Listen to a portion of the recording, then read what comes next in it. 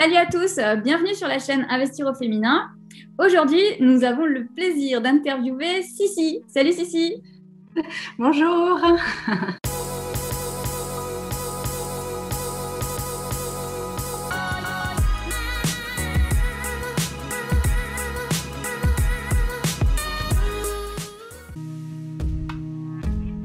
Alors moi, Sissi, c'est mon surnom, mais Siem pour voilà, mon vrai prénom. Et je suis née à Épinal à 28 mai. Où est-ce que tu investis? Alors j'investis dans la région Rhône-Alpes-Auvergne. Locatif pour le moment. L'objectif, c'est d'être heureuse, tout simplement. D'être heureuse et libre de mes choix. Alors l'IMO, c'est un véritable levier en fait pour acquérir facilement du cash et faire du patrimoine également. Voilà.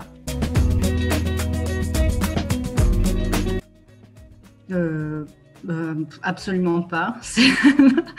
Non, il faut passer à l'action tout simplement, qu'on soit un homme ou une femme. Je dis toujours qu'il faut jamais avoir de regrets dans la vie. Alors, no regrets. Alors, déjà, est-ce que tu peux nous expliquer un petit peu ce que tu fais dans la vie? Alors moi, je suis infirmière dans la vie, infirmière intérimaire, en tout cas au niveau professionnel, maman à temps complet dans la vie personnelle. Et l'investissement immobilier, c'est pour moi un véritable loisir en fait. Parce que je suis une espèce de couteau suisse et j'ai besoin de toucher à plusieurs branches pour m'éclater dans ma vie. Voilà. Est-ce que tu peux nous dire donc pourquoi tu as investi dans l'immobilier? Tout simplement parce que je me suis vouée à une véritable passion pour l'IMO et que j'avais envie à travers mon métier, parce qu'en fait, on est d'accord qu'infirmière, ça n'a rien à voir avec l'IMO, c'est juste que j'avais envie d'avoir un peu plus, de générer des revenus en plus. Et tant qu'à faire, autant le faire avec quelque chose qui te fasse plaisir. Donc, autant je kiffe mon métier d'infirmière et autant je kiffe à côté générer des revenus et tout le process qu'il y a autour de l'IMO. Et ça m'a permis de rencontrer des gens extraordinaires également. Est-ce que tu peux nous dire comment est-ce que tu as ciblé les secteurs où tu investis? Alors, tout simplement, c'est le secteur où, dans un premier temps, avant de me lancer, c'était le secteur où j'habite. Je suis d'Annecy à la base, en Haute-Savoie. Et c'est un secteur qui est relativement beau, mais cher, mais en même temps, au niveau patrimonial, qui ne fait que grandir. Donc, voilà. Donc, premier investissement, ça a été un studio à Annecy, que l'on a toujours actuellement et qui cartonne. Alors, on a abordé la question rapidement tout à l'heure par rapport au fait d'être une femme. Ouais. Est-ce que selon toi, il y a une différence sur l'investissement immobilier ou pas du tout? Non, moi je trouve pas. Après, je trouve même que c'est un avantage pour nous les femmes d'arriver dans ce milieu. C'est agréable. C'est vrai qu'au tout début, les premiers masterminds dans lesquels j'allais, il y avait relativement plus d'hommes que de femmes. Mais maintenant, je trouve qu'il n'y a pas. Ça me surprend plus en fait. On est vraiment une team et il n'y a pas de dissociation homme-femme. On est complètement intégrés dans ce milieu. Est-ce que tu peux nous dire un petit peu quelle est ta situation familiale? Est-ce que tu investis seule, en couple? On a investi en couple. On investissait en couple parce que ma situation actuelle fait que on avance dans la vie et je me retrouve actuellement en séparation avec mon conjoint actuel. Donc, va falloir revoir la stratégie actuelle dans nos investissements. C'est vrai que c'est quelque chose qu'on a investi en LMNP. Sur les 2 premiers appartements.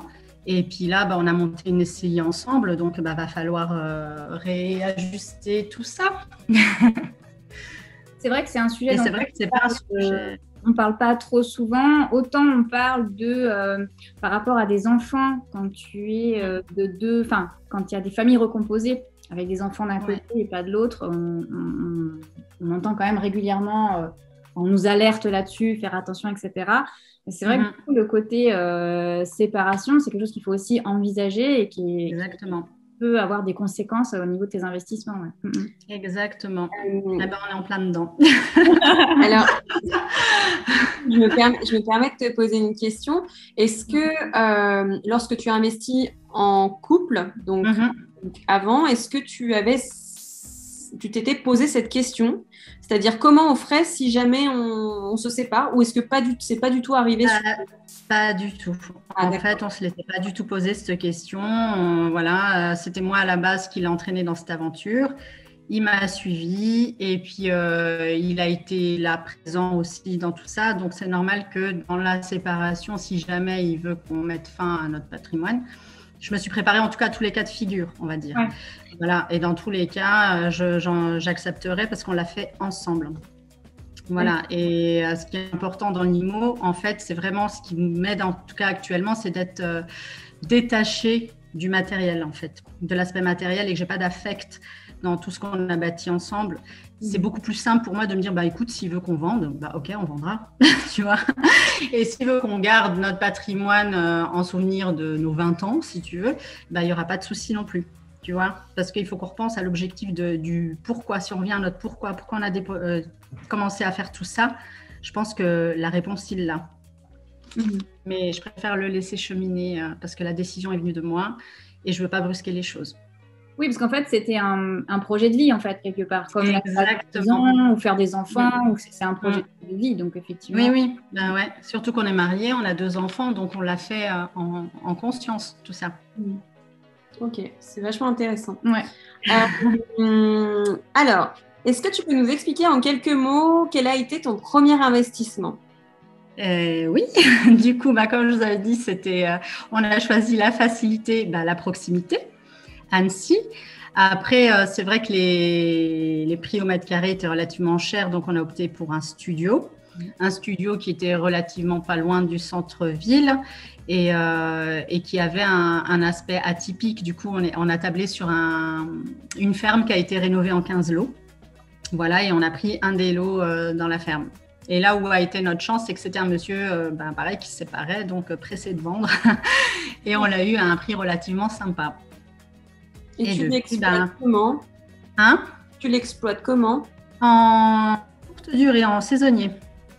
Et ça marche plutôt bien. Est-ce que sur Annecy, il y a une saisonnalité ou c'est toute l'année du coup? C'est toute l'année. On n'a pas vraiment de plus. L'été, à partir de juin jusqu'à fin septembre, c'est full à 100%. Et puis après, même s'il y a quelques laps si on a quelques vides dans l'année, franchement, c'est 10 jours grand max, quoi. Ok. Là, ça marche relativement bien. Bravo. Top. Est-ce que tu peux nous dire quel type d'investissement tu as fait? On a fait tout sauf du classique, en fait. On a commencé par du saisonnier, justement, avec le studio. Après, on avait commencé à louer une des chambres dans notre appartement en résidence principale, parce qu'on habitait un duplex et du coup, on a exploité cette chambre qui ne servait pas trop. Puis de cette chambre, on s'est dit, tiens, si on allait déménager à Annecy-le-Vieux en loc et puis qu'on laissait notre résidence principale en coloc, ce qui a été le cas. Et du coup, pendant 2 ans, on en a fait une colocation. Pareil, full sur 2 ans, pas beaucoup de turnover, en tout cas, ou si on en avait dans les 5 jours qui suivaient, il y avait quelqu'un derrière. Ça, c'était relativement intéressant. Et d'avoir justement expérimenté la coloc en me disant, tiens, ça fait 2 ans que tu gères 3 locataires différents dans le même logement, pourquoi pas tabler dans un immeuble? Et du coup, on a investi dans un immeuble, là, il y a maintenant 1 an, qu'on exploite au travers d'une SCI. Quand on a acheté cet immeuble, il y avait déjà un locataire en place qui vivait à l'année, donc on l'a acheté avec. Et les 3 autres appartements, on les a rénovés et on les exploite actuellement en location courte durée, également en saisonnier, en mettant tout un process automatisé parce qu'on habite à 400 km de là et on a dû tout gérer à distance. En tout cas, j'ai tout orchestré, j'ai beaucoup aimé ce côté un petit peu où il fallait trouver des solutions pour leur permettre d'arriver à distance en automatisant, en montant une équipe de A à Z pour gérer les logements. gérer les artisans, en fait, tout ce côté-là m'a permis de développer vraiment un coup de me dire, mais punaise, tu orchestres tout ça à distance, c'est faisable, quoi, c'est pas impossible. Et du coup, ça m'a enlevé un petit peu les limites et les freins de se dire d'exploiter à proximité de chez moi, alors qu'on peut exploiter n'importe où, dès lors que tu es bien organisé. Et tu avais des travaux à faire dans ces appartements. Oui, on les a rénovés dans la totalité. Bon, après, au départ, effectivement, on s'est beaucoup déplacé. Oui. On s'est déplacé pour mettre en place tout le chantier et tout ça. Et après, ça a été tout le process de recruter sur place. Et puis ensuite, de mettre un process automatisé pour l'accès aux clés, aux appartements et les ménages. Parce que le ménage, ça n'a pas été une mince affaire. Et le linge et tout ça et tout ça. Ça a été compliqué, mais on finit par trouver et ça va. C'est vrai que c'est intéressant parce que si tu commences par un immeuble à distance, d'un côté, tu te dis, du coup, si je dois faire un immeuble à côté de chez moi, ce sera moins compliqué. Ouais. Mais en même temps, si tu fais un immeuble à côté de chez toi, tu risques peut-être d'y aller plus souvent. Alors que là, finalement, tu n'as pas eu le choix. Tu as trouvé des solutions, comme tu dis, pour arriver à tout automatiser. Et à gérer ça a été... Pour rendre inutile, en fait, quelque part. Ouais, des fois, on se met des freins, on se crée nous-mêmes nos propres problèmes, mais finalement... on a toujours à trouver. Puis on essaye, on se trompe, on rechange, voilà quoi, ça n'a pas été d'emblée facile. Hein. De toute façon, quand on choisit de se lancer dans ce genre de challenge, on cherche les problèmes. Hein. J'avais une autre question, tu parlais de la colocation à Annecy, du coup il y a un marché pour la colocation sur Annecy, et est-ce que c'est de l'étudiant ou alors c'est du jeune salarié? Non, nous ça a été vraiment des jeunes travailleurs, la cible 25-35. Et la plupart, ils avaient un statut d'auto-entrepreneur. Tu vois, les kinés qui travaillent pour leur propre cabinet, qui devaient présenter aux agences 2 ans de chiffres. Mais quand tu commences, tu ne peux pas présenter 2 ans. C'est pareil, moi, c'était 2 kinés du coup. Et puis une Anglaise qui était venue s'installer, prof. Pareil, elle venait d'être embauchée en CDI. Elle n'avait pas suffisamment de loyer à présenter. Donc, en fait, c'est un petit peu des profils qui ont du mal à présenter leur candidature en agence. Ouais. Et du coup, ils sont nous derrière. Et j'avais une question sur ton immeuble. Du coup, si tu l'as trouvé à 400 km, tu l'as trouvé toi ou tu as fait appel à Non, on a fait appel à un chasseur. D'accord. Un chasseur IMO. Ouais, comme ça me faisait gagner du temps. C'est vrai que je me suis rendu compte que c'était une activité hyper énergivore et que si on déléguait pas un maximum, du coup, tu perdais plus de temps. Ton but, toi, c'est de générer du cash et de trouver des solutions à d'autres choses. Donc, en fait, il faut déléguer les choses qui ne sont pas de ton ordre à toi. Hein. Pareil, je me suis entourée d'un avocat, d'une comptable.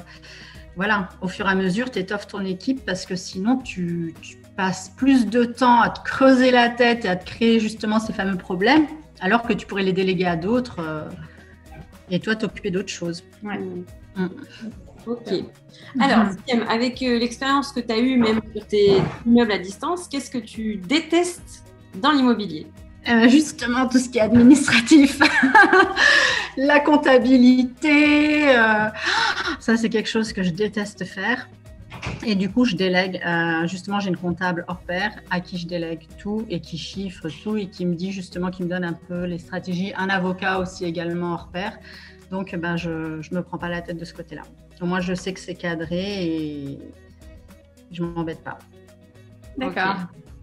Okay. Et à l'inverse, qu'est-ce que tu adores, qu'est-ce que tu préfères dans l'immobilier? Me lever le matin, regarder mon téléphone et voir le nombre de résas qui sont tombés. Parce que te dire, tu dors et le matin, tu te lèves et tout ton téléphone et vous avez tant de réservations, c'est cool, quoi. C'est addictif, ça, non? Ouais, c'est un peu, c'est vrai. Tu te dis, mais c'est dingue, quoi. Ça continue à rentrer, puis c'est vrai que tu prends goût. Tu te dis, c'est finalement facile. Je comprends pas qu'on nous apprend pas ça à l'école, quoi. Sincèrement, moi, je vais me reconvertir en prof et aller donner des cours aux élèves. Hein, c'est pas possible. Ok. Lorsque tu as démarré l'aventure dans l'immobilier, est-ce que tu t'es inspiré de personnes ou est-ce que tu as été autodidacte? Est-ce que tu as des mentors? Non, en fait, celui qui m'a donné vraiment la graine, on l'aime ou on l'aime pas, ça a été Franck Nicolas. En fait, j'ai été invitée à un séminaire par le biais d'une inconnue, en fait. Il devait inviter des gens et puis du coup, une copine à moi qui faisait partie du truc a parlé de moi à cette fille et qui m'a invitée pour contribuer. Et de là, ça a été des pop-up dans ma tête, quoi. Après ce week-end, c'était Weekend Spark, si je me souviens. Ouais, c'est un truc comme ça, en 2017. Et de là, je me suis dit, waouh, mais qu'est-ce qui se passe, quoi? Je suis passée dans un autre monde. Lui, il a développé vachement le côté leadership. Il a réveillé en moi ce côté que j'avais mis un petit peu dans une cave au milieu des toiles d'araignée et tout et tout. Et puis, à côté de ça, je me suis lancée aussi dans le développement personnel pour avoir une meilleure connaissance de moi. Parce que tant que tu ne te connais pas toi, tu ne peux pas avancer et être que dans le faire, en fait. Pour avoir un parfait équilibre entre toi et tes actions, faut vraiment te connaître toi. Et du coup, j'ai réussi à trouver cet équilibre entre le côté spirituel et le côté mindset. Parce que c'est vrai qu'on est beaucoup, beaucoup dans l'action. C'est ce que j'étais au départ. Et à m'épuiser au final. Et si tu n'as pas cet équilibre entre toi et puis tes actions, tu as vite fait de te perdre. Et tu perds même le sens du pourquoi tu as commencé, en fait. Il ne faut jamais perdre le sens de ce que tu fais. Sinon, à un moment donné, tu vas te dire, j'ai fait tout ça, mais au final, pourquoi ? Tu auras toujours ce sentiment de vide. Ok. Alors, on dit que l'immobilier n'est pas de tout repos. Est-ce que tu as une petite anecdote croustillante à nous partager ? Oh là là, oui, j'en ai plein. Je crois que la pire, une des qui m'avait vraiment fait des cheveux blancs, ça a été justement un matin dans l'immeuble, location saisonnière. J'avais eu une résa en dernière minute sur un week-end à 23h, mais après, ça, on s'en fout parce qu'ils arrivent en automatique. J'avais vu qu'il y avait une arrivée à 23h. Ils ont réussi à venir parce qu'ils ont le code de la boîte à clés que si je reçois la caution. Donc, ils avaient payé leur caution, donc ils ont pu intégrer l'appart. Ils passent leur week-end et le lundi matin, j'ai un appel de la gendarmerie à 6h. Donc, ils ont bien passé le week-end pour me dire qu'ils ont fait une descente dans mon appartement et qu'ils ont ouvert l'appartement au bélier. Ouf. Parce qu'en fait, ils avaient affaire à un gros réseau de drogue. Donc, ils en ont chopé 2 dans un de mes apparts. Ils m'ont défoncé l'appart. Et ça a été sympa parce que j'avais une arrivée le lendemain à 15h et la prestataire, quand elle est passée, elle m'a envoyé le film du désordre qu'ils m'ont mis dans l'appart et ça a été chaotique, quoi. Il a fallu rebondir et se dire « Ok, tu me retapes l'appart, moi je fais appel à un menuisier, à un peintre, machin, pour tout me remettre en place. » Et l'appartement a été prêt pour l'arrivée des autres locataires. Mais un sacré coup de sang. Ah ouais ? Attends, mais ouais. Les locataires, ils avaient réservé pour le lendemain ? Oui. Dis donc. Et du coup, ils sont partis le lundi et ils n'ont pas tout détruit. C'est dans la fouille qu'ils ont tout. Il y avait le bordel partout. Je vous enverrai quelques photos. Je t'enverrai, Coco, des photos que j'ai gardées et la vidéo.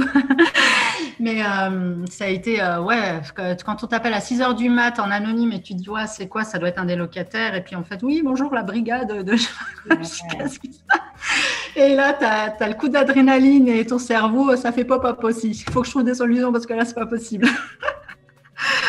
Mais sur le coup, j'avoue que je rigolais pas, mais c'est vrai que là, d'un coup, j'avais tout qui fusait. Ouais, il faut que je commence par quoi ? Il faut que j'appelle. Alors là, la prestataire, je l'avais sur place. Je lui ai dit, tu commences ton ménage et puis tu me factureras le surplus. Et moi, à côté, j'ai appelé menuisier, peintre et tout le tralala pour qu'il me retape la porte. Ouais. Voilà. Et changer la serrure. Et en fait, il m'a dit qu'il n'y avait pas besoin de changer la serrure. Donc ça, c'était déjà un plus. D'accord. Et puis oui, il était parti avec la clé également. Bref, un sketch. Donc finalement, tu as changé la serrure en fait. C'était une clé qui n'était pas reproductible. Ah. Donc non, j'ai pas changé la serrure et puis ils se sont jamais repointés, donc non. Et j'ai gardé la caution. Ah bah oui, c'est bien, évidemment. Non mais je me suis dit si je prends la caution et qu'ils viennent la réclamer parce que c'est des trafiquants et tout, puis je me suis dit non, puis non, de toute façon je la garde. Je les attends de pied ferme. Et du coup, tu as dû porter plainte ? Comment ça marche du coup ? Oui, il a fallu faire... j'ai fait en ligne, parce que pareil, tu peux tout faire en ligne. Et j'ai fait amener ma prestataire pour signer, en fait, ma prestataire de ménage qui allait signer ma déclaration. Et il y a la réparation de la porte va être prise en charge par, c'est arrivé en juin cette affaire. Du coup, c'est je sais plus quel truc, la partie juridique là qui va me repayer ma porte. Il y en a eu pour 500 et quelques euros de réparation. Et c'est pris en charge justement par le procureur de la justice, quoi. Il fallait que je fasse une facture, tout ça, que je fasse suivre au commissariat à la PJ. Okay. Ils m'ont dit que ça prendrait 5 à 6 mois. Donc voilà, on est encore c'est en cours, mais j'ai envoyé mon RIB, le courrier, tout ça, et c'est tout pris en charge. Ça fait partie des prestations en charge. Donc c'est d'accord. Et il paraît que j'aurais même pu faire appel à mon assurance pour prendre en charge les frais de la porte, mais j'y ai pas pensé sur le coup. Ouais. Dans tous les cas, on est remboursé, donc ça va. Ouais. Dernière question, quel conseil tu donnerais à quelqu'un qui veut se lancer, qui veut démarrer dans l'immobilier? Quel conseil? Alors déjà, si tu as l'idée, si tu as envie de te lancer, moi je dis forme-toi déjà sur tout ce qui est au niveau juridique, parce que c'est tellement complexe, tout ce qui est LMNP, SCI, voilà, se lancer déjà dans ça, tout ce qui est juridique, et seulement après passer à l'action. Parce que si tu te formes à fond et que tu passes pas à l'action, ça sert à rien. Parce que moi, j'ai justement commencé par ça. J'avais été à la formation de Laurent de Morin à Paris. Et ça a été, là, ça a carré, il t'explique absolument tout. Et après cette formation, bam, je suis passée à l'action. Sans me poser de questions, j'ai foncé. Et c'est sur le terrain, moi, je pense qu'on apprend le plus. Parce que tu peux intellectualiser autant que tu veux. Si tu passes pas à l'action, c'est du vent. Ok, et écoute, merci. C'est parfait.